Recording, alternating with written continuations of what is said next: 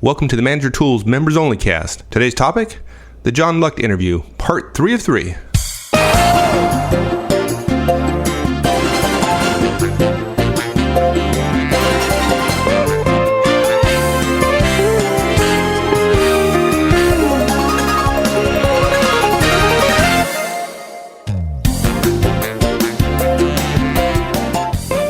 Hi everyone, this is Mike, and welcome back to the Members Only Cast. Today, Mark and I conclude our conversation with John Lucht, the author of Rites of Passage. If you haven't listened to parts 1 and 2, well, you know what to do. All right, here we go.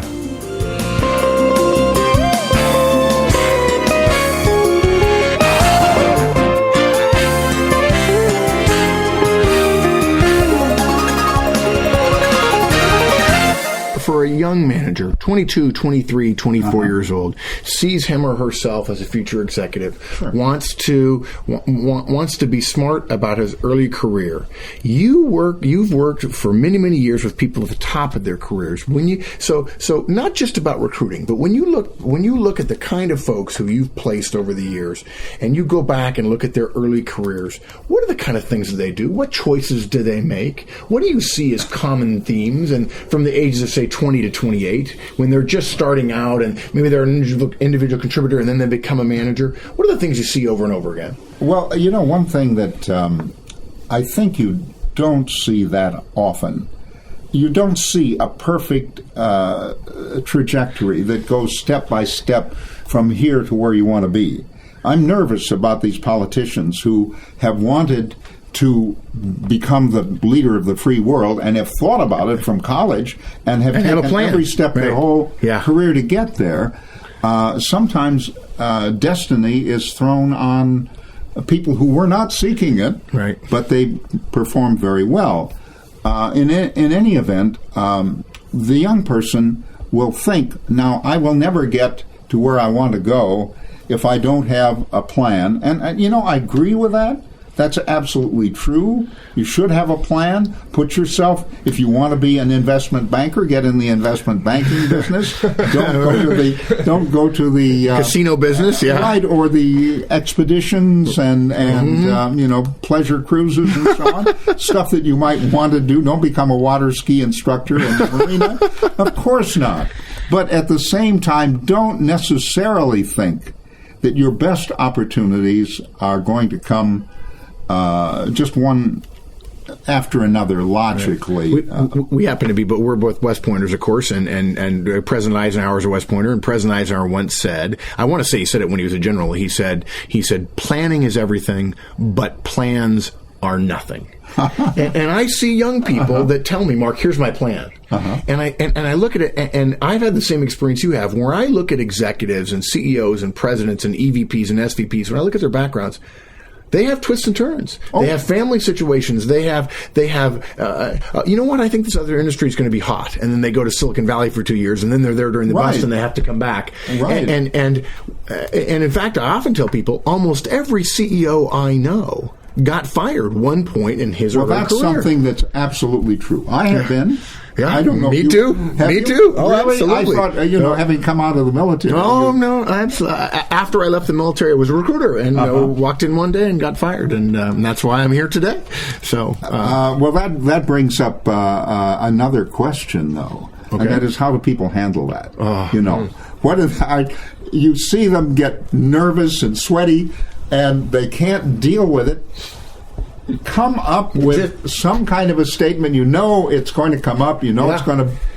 You can't ignore it and not prepare for it just because it's an unpleasant episode and because you should be prepared to answer. And you should be prepared to present it in the context of a logical decision that may have been made by the people who let you go, downsized you, that doesn't reflect on your not being so good, that leaves you relatively undamaged and leaves them well spoken of. rather than vilified. And there are some people who say, well, in order to protect myself, I'm going to blame them, which of course then implies something terrible about them for the next. Yeah, it's a I tell people, John, I've told many people. In fact, a friend of mine had it happen to him a couple of years after I got fired, and he said to me, he says, I got to talk to you. I got fired, and you don't seem to be affected terribly much. And he says, I want to know what you did. I said, well, let me tell you something. And I asked this fellow, he'd gotten fired about a week before. We sat down for lunch, and I said, does your wife know? And he was stunned that I would ask that. I said, believe me, there are guys, there are young men and women really that don't. There are people sitting in these interior parks or sitting in hotel lobbies, sitting in train stations. Right. Thinking their family is thinking they're at work and they're thinking, well, I got to figure out what I'm going to do. Imagine what a draining thing, how emotionally damaging that is to the person. Yeah. So I tell everybody, look, if you've gotten fired, it's okay. What you do is you look somebody in the eye and say, oh, I got fired. Yeah, actually, I was working. I was doing the best that I could. I went in direction X, and the firm felt they needed to go in direction Y. And to be honest, I can't argue with that because Y seems to be going well. Makes a lot of sense. I could make a case for X, but you know what? I wasn't in charge, and my boss and I are friendly and a professional. We're professional associates, and I absolutely understand why he did it, and I'm excited, and I've learned a valuable lesson about me and where I need to go, and where the best path for me is. And I tell people that, or some variation on that. And until they get that, I find that they're struggling with the shame, the terrible shame. And I often joke that once you get past the shame, and usually it happens the moment you tell a friend or an associate the first time, I got fired, and they say, it's okay. And they just wash it away. Well, and most of them won't be honest enough to say, well, I did too. Right. Some will, some won't. I'll tell you one anecdote about that. When you're dealing with executive recruiters, high-level executive recruiters who fill the biggest jobs. Right. This is from my own experience many years ago. I happened to go to a celebration meeting at the Sky Club in New York, where the prominent people in all of the major recruiting firms were getting together to have a drink and to celebrate the finding of a new head of the trade association for recruiters called the AESC. And there were some people who were around the table. There were other people who were lining the walls. And I'm against the wall. I've only been in the business a couple years. And I know that I'm standing next to a very prominent individual in the field. And he apparently had heard about me. That surprised me. I wouldn't have thought that he knew much about me, but he did. In fact, I don't think there's any harm in saying who it was. It was a fellow named Lee Getz, who was a co-founder of Russ Reynolds Associates. I know the name, We were celebrating the successful finding of this AESC president by Russ Reynolds Associates. So anyway, I'm standing there next to Lee, who was a co-founder with Russ of that firm. And he said, John, whatever got you into this business?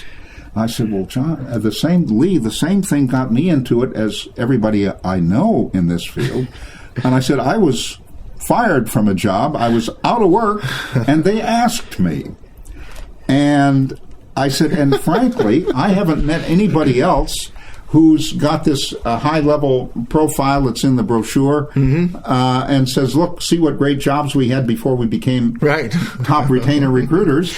I don't know anybody who wasn't fired of that group. Right. And he said, John, you put your finger on an interesting point. He said, I've observed that and wondered about that over the years. I don't know any exceptions either. And so I said, you mean you and Russ? Oh, yeah, me and Russ. Yeah. And he said, you mean Gard Heydrich and John Struggles? John, Yes, exactly. And so we went through all the people we knew. We couldn't think of an exception. The only exception sometimes was, in those days, heads of human resources who thought that it was a more lucrative field to be in the top recruiting. They almost retired as VP of Human Resources someplace senior. Right. Or maybe they would give up an HR job that paid X if they thought they'd make 2.5X. 2X, 5X. Doing the recruiting number. Right. But anyway, so over the years then, I would occasionally be at an industry association right? meeting or something. Right. I'd see Lee Getz. We'd see each other from across the room, and we'd begin walking toward each other, and either he or I would say, well, I haven't found any exceptions yet. Have you? Yeah. No, I haven't. Yeah. We didn't say what the question was, and we shared that for a decade or 2 decades, and we didn't come up with exceptions. So anyway, understand this. So you're concerned about being fired, right? Sure. Yeah. Chances are this person who is passing judgment on you has also... Right, they've been there as well. Right. Yeah. Let he who be without sin cast the first stone. I'm amazed at the number of CEOs. Well, actually, I tell people, in our business, we should not be surprised too often, right? You begin to see everything after a while. I don't know if wisdom is just the positive side of cynicism, but I have found a lot of CEOs, and they say, look, part of the reason I am where I am today, Mark, is because I got fired, because I learned that I was not my job. That liberated me a little bit from the fear, the things that kept me in my narrow little box, and I was okay with taking a risk, because to grow a $400 million business to $1 billion business is not without risk. It's going to take some boldness. Certainly it takes day-to-day execution, but it also takes some bold ideas. Sure. And if your goal is to not be fired, you're not going to grow the business. Right? Exactly. And I remember hearing that probably when I was 25, 28, 30 or so on, and not really appreciating it. I would hear it, but I wasn't ready to really know it. And then by the time I was 35, 36, I said, okay, now I get it. They're all telling me the same thing. At some point, we have a joke that when one person tells you have a green tail, they're an idiot. Right. When 2 people tell you have a green tail, it's a conspiracy. But when 7 people tell you have a green tail, you turn around and look. Right? Yes, You pay attention. Exactly. Maybe there's something to this thing. So okay. You started out. The question I asked you was: there early young managers, guidance for them, and you said that your career may not be as straight as you want it to be. Don't try to plan. It never is. Yeah. It almost never is. And when you look at the very successful people, they've come up on different, unpredictable routes completely. There was a CEO of a major company in New York who began as a chorus boy. Who would have thought? Right. That there are plenty of chief information officers of major New York corporations who began as instrumental players or pit conductors in Broadway orchestras. Is that right? A lot of the music and the math. I wonder if there's no, it's. I've wondered about that, but I think in computers, it's a matter of intervals and judging intervals. Yeah. A good friend of mine, ex-CIO, she went to Juilliard. That's This is a very likely thing. Now, when they went to Juilliard, did they ever imagine they're going to be chief information officer of a major company, or maybe even the founder or the chief executive of a computer company or a software company or something? Never. Right. Never. Yeah. Didn't want that. If you had presented that scenario to them when they went to school and chose to go to Juilliard and become a fabulous cellist or whatever they became, something just occurred to me, John. You said, of course, that it's amazing how many people at senior levels who had been fired or been laid off. Almost everybody. Yeah, I want to say this. I wonder. I've never thought this before, so I could be way out of on a limb here. But I wonder if we could ask all of our members, out of the 25,000 members, 50,000 listeners every week, how many of them over the age of 40, let's just pick 40 as a good number, as somewhat you've had at least 10 years experience, 15 years experience, what percentage of them are at about the same level they thought they would be at in the industry that they started in and thought they would be in later? And I want to say, I'm going to be bold and say 10% or less. And if you've got a few thousand people saying a less than 10% chance of where you thought you would be, then at some point the young people ought to be gone. The young 25, 28-year-old man goes, okay, I've got some plans, but let's be honest. What are the chances those plans are actually going to come to fruition? Right. And there's that the curvy part of the career. Particularly nowadays, compared to 40 years, 50 years ago. Right. Compared with 30 years or 35 years ago, when I first went to work for Heidrick & Struggles in 1971, we had in our job descriptions the requirements that were presented to us by our clients I want a young man between the ages of 30 and 35. Now, would anybody ever say that now? No. I don't. And we've got today young people who are living with their parents. Yes, right. That's between 30 and 35. Yeah. So the population have aged a lot, and the norms of society have Changed. moved with the demographics. Right. You have to figure that. Yeah.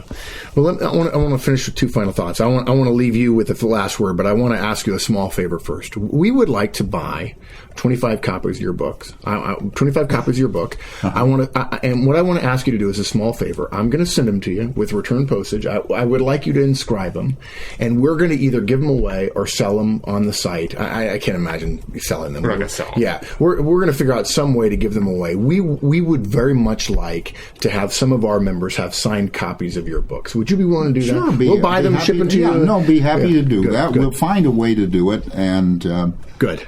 If we know in advance what their name is, I'll write a little inscription with their name. Good. on it, John. Oh, even better. Kiss your friend. Even better. Okay, let me mention one other thing, and then I want to turn it over to you for any final thoughts you have for all of our listeners, and that is this. We haven't talked about your other book, Rites of Passage. Insights for the Journey. Navigating to thrive, enjoy, and prosper in senior management. And you know, it's so funny because the first book, I am holding my fingers 3 inches apart because the first book is it's not that thick. Rites of Passage. But it does weigh 2 pounds. It is. It's not trivial. Yeah. But Insights for the Journey is just a lovely little book. And the way I joke about it is Insights for the Journey is right next to Effective Executive on my bookshelf because I have extra copies of both. I bought 25 or so. And it's one of those slim volumes that people get and go, gosh, it's like Harvey Pinnock's Little Red Book, right, for golf. Some people have said that. Yeah, it's just beautiful. And the first chapter, I have to tell you, one of the 10 most important lessons I ever learned in my life in business and in career management came from the Insights for the Journey, where in the very beginning you say fit in. So important. And not to throw everything from, as my dad used to say, from hell to breakfast. Yes, exactly. So I just wanted to mention that because people will know you for the first book, but the second book, particularly for those who are 30, 35 and are thinking, what am I going to do with the rest of my career? Now's the time to get that book. You can read it in an hour or two, and yet I can't tell you hundreds of people I've said, just read this book, and everything in it I believe completely. I just wanted to say thank you for the book. Thank you. Yeah, I appreciate that. Last thought. Any last thoughts for our listeners? But while you're mentioning the books, we've got to talk about the website. Yes, the website. Yes, I mean, believe it or not, $2 million of my cash went into the website. Yeah. So naturally, I have I've lavished on it all of the love and attention and concern that I possibly could. And so we make it easily possible for the individual to become known to the appropriate recruiters they'd like to become known to. We have a networking feature so they can network with the other members. Right. We have resume databases that they can put their resume in and be confident that nobody except be reasonably confident. Nothing is for sure. Right. So, in fact, when you go to the website, you'll see a little disclaimer that says, things can go wrong. Don't think they won't. That's to try to protect the rest of my retirement, because there's always the possibility that somebody is going to have a resume or a job or something, and they're going to go to an interview at the Bates Motel. It could happen. Yeah, it could. Yeah, right. And if it did happen, it can't sink me forever. Right. I've got years and years and years to go. So anyway, but RightSide has so much in it, a lot of computerized stuff that's helpful to you. It takes the labor out of things that you would otherwise do, and it stops you doing the unproductive things, makes the hard things easy. And we have another feature that's very useful. And at the beginning, we were talking about marketing, right, and knowing the market. Right. I think perhaps the most recent thing that we added, and it's been now a year and a half or so, we have a feature called Reconnaissance, whereby we look all around the web and find jobs that are what you are looking for. and we then deliver it to you on the schedule that you want. We say we'll give it to you daily, weekly, or hourly. And now, it's not that we're trying to get you to apply for jobs on the Internet. That's not the point. The point is to find out the jobs that exist. Right. Because the fact that they appear on the Internet is kind of the tip of the iceberg that Right. shows above the water. Right. Now, it's your problem after you find out, and you in your morning email, you're going to find out that there is a job exactly what you're looking for, and you're not going to know. Maybe you will recognize, because you know your industry. Right. You'll recognize who it is, or you'll recognize that, well, it must be one of these 3, or one of these 4, or one Right. of the 5, whatever it is. So you can send a letter not to the Human Resources Department, but to the potential decision maker, who you will look up and figure out who Right. that is. Right. And then send them a letter and say, could your marketing be more effective, or is your R&D? I might be somebody who can paying- help you with your goal in this area or that area, right? Yeah, exactly. Well, I like short one sentence on cover letters. I always like a one-line short one in a question. I was influenced years and years ago by Ogilvy and Mather when I was looking for a job. I was moving from J. Walter Thompson. I wanted to do something else. And we talked about the fact that I had sort of won a contest at J. Walter Thompson for having the best outsider copywriting assignment that I had done. And I was bragging about that.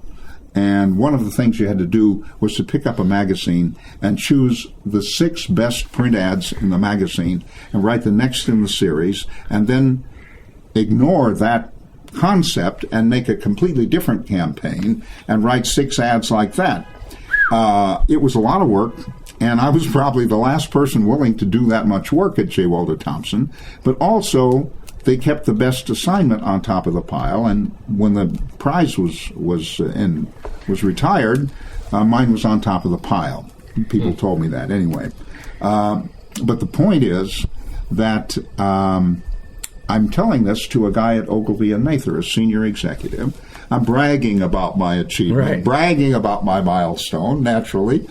And he said, well, I wonder if you really chose the best ad in the magazine. He said, the best ad in the magazine, no matter what you chose. And I'm thinking I've got, big full-page ads for cars and television sets and so forth, the cake mix or whatever it was. He said, the best ads are way in the back of the book. The best ad is probably a little thing that's just a 1-inch classified ad in the back of the magazine, and the headline says, "Hemorrhoids?"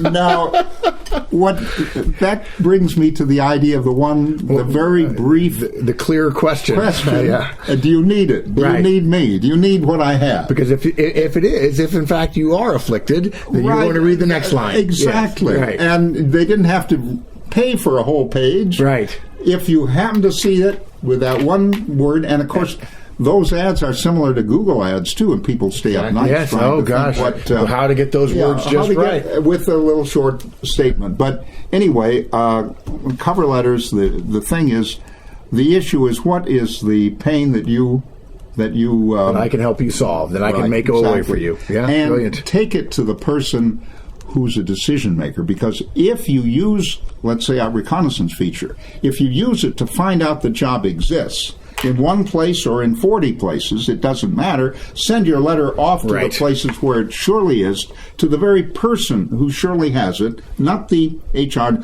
Don't reply, push the button Right. and send the email in that way. Right. And don't even say that you found out.